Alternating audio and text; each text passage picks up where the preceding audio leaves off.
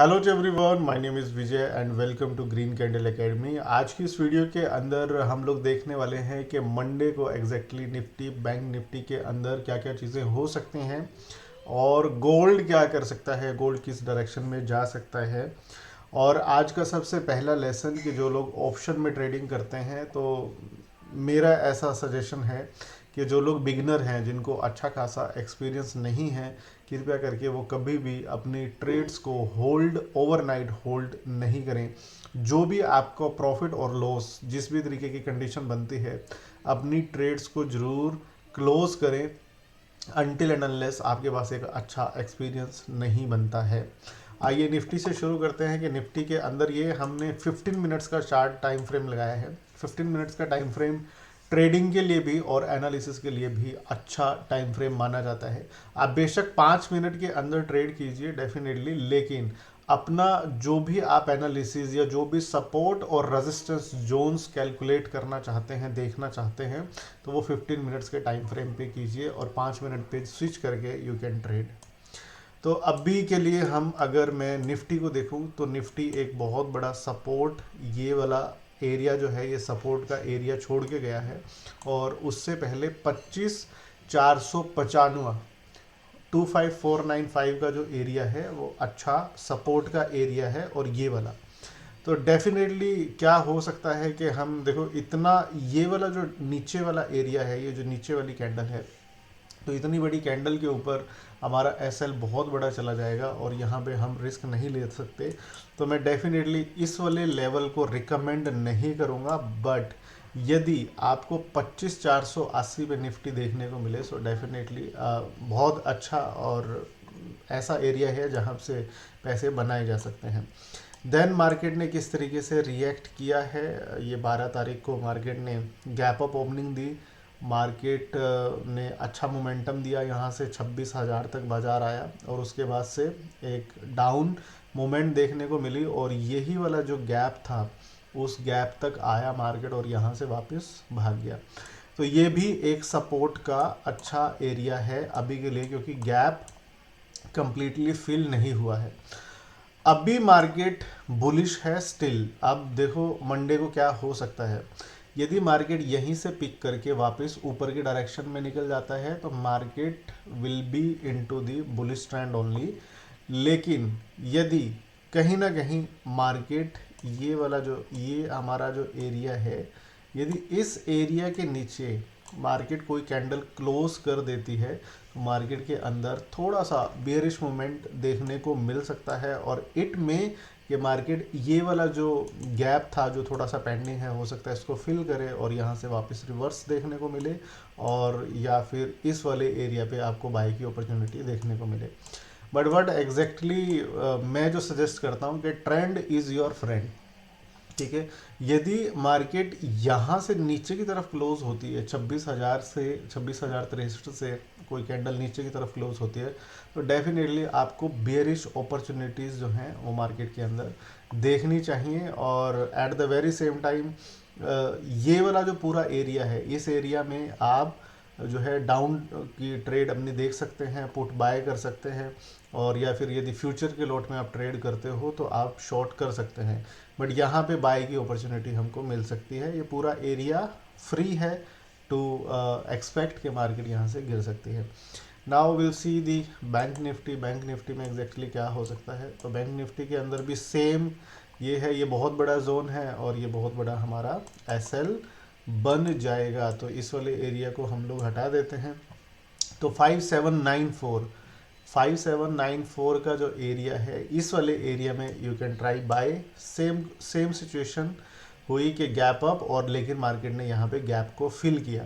तो ये support area है बट उतना स्ट्रॉन्ग कंसिडर नहीं कर सकते। But definitely support is support.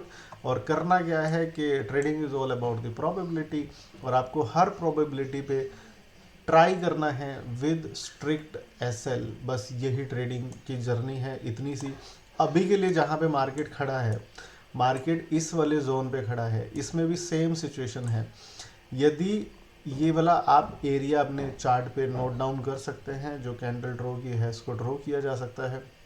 यदि इससे नीचे मार्केट ओपन होती है या फिर कोई भी कैंडल क्लोज होती है तो ये वाला एरिया मार्केट टेस्ट करने की कोशिश करेगा, और यदि इसके नीचे भी मार्केट आ जाता है तो फिर अच्छी बाय की अपॉर्चुनिटी 57,950 के आसपास बनेगी। लेकिन यदि मार्केट इससे नीचे क्लोज होती है तो वंस अगेन के ट्रेंड इज़ योर फ्रेंड, और आप उसमें फिर बियरिश ट्रेड जो है वो देखने की कोशिश करना, शॉर्ट की ट्रेड देखने की कोशिश करना, और यदि यहीं से पिक होकर ऊपर चला जाता है तो आप फिर बुलिश ट्रेड ही उसके अंदर देखना। बहुत बार हम कब फंसते हैं कि जब एज पर ट्रेंड हम ट्रेड नहीं लेते और दोनों ट्रेडों को लेने की कोशिश करते हैं। हम बाय में भी बैठने की कोशिश करते हैं और सेल में भी बैठने की कोशिश करते हैं।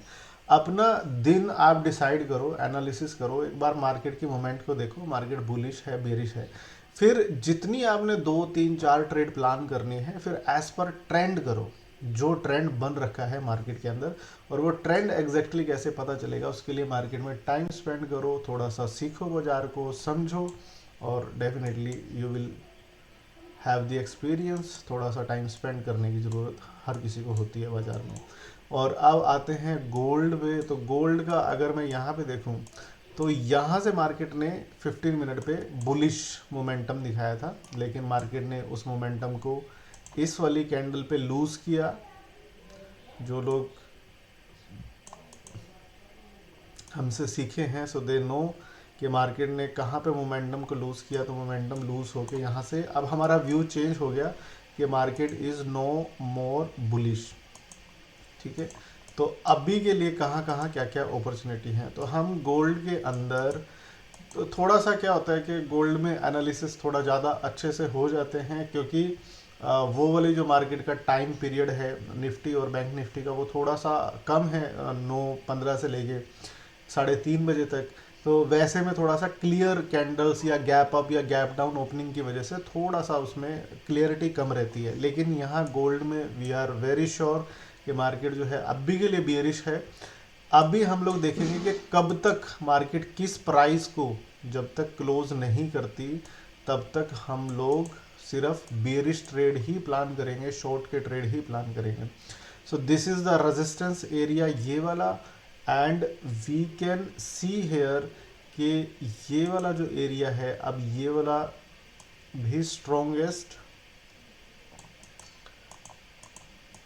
रेजिस्टेंस बन के है। तो अब यहाँ पे देखने वाली चीज़ क्या है कि यदि मार्केट 4102, 4102 और 4110 से यदि ऊपर क्लोज होता है देन ओनली हम लोग मार्केट में बुलिश मोमेंटम एक्सपेक्ट करेंगे और बुलिश ट्रेड्स ही प्लान करेंगे। बट अभी के लिए जैसा मार्केट के अंदर मोमेंट है तो अभी के लिए हम सिर्फ और सिर्फ बियरिश ट्रेड ही देखेंगे, सिर्फ सेल की ट्रेड देखेंगे।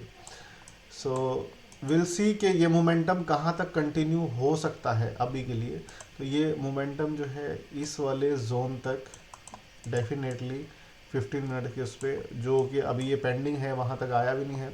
तो 4000 का लेवल है, 4000 तक मार्केट जो है अगर इसी उसको कंटिन्यू करता है तो बड़े ईजिली देखने को मिल भी सकता है। और यदि 4000 के लेवल को भी तोड़ देता है market, so we need to see कि मार्केट फिर क्या कहाँ क्या करेगा। So now we can see here this will be the area, फिर 3975 और समथिंग। बट डेफिनेटली मेरा क्या मानना है कि अगर मार्केट बियरिश मूड के अंदर है तो आप कभी भी मार्केट के अंदर मार नहीं खाओगे।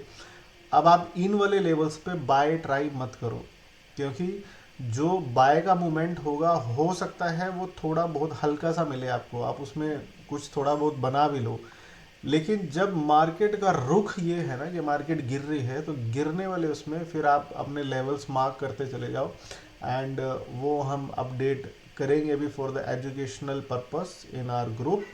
तो अभी के लिए इतना ही भाई, सबसे यही है रिक्वेस्ट कि जितने भी नए लोग हैं एकदम से अपने पैसे को इन्वेस्ट मत करो, पैसे के साथ मत आओ।